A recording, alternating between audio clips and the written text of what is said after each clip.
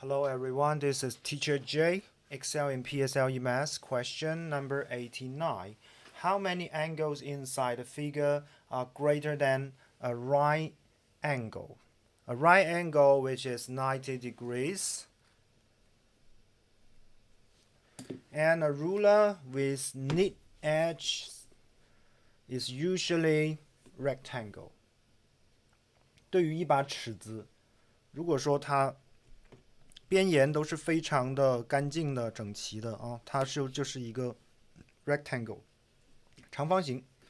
And the fact that all four corners of this ruler are right angles helps us determine whether an angle in this figure is greater than 90 degrees or not. Of course, this ruler should preferably be transparent. Alright? The transparent ruler is the great tool for us to solve this question. 这样子一个边沿整齐的，它的四个角都是直角 ，OK？ 用这个尺子很容易的，我们看到 ，OK？This one, this angle here, right angle. This angle here, right angle.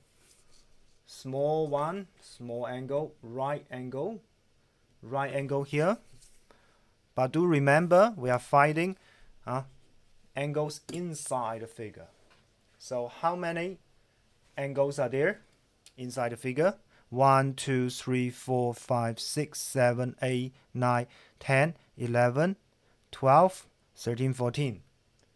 14个角。那么在哪里有大于的呢？那我们看到这里有一个270 270 270 270 How about this one?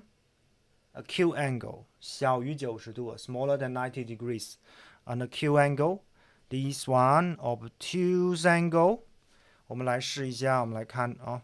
如果说 if it is a right angle and the other line of this angle will go straight along the ruler. But as you can see here, the other side of this angle go that way, go this way, you see?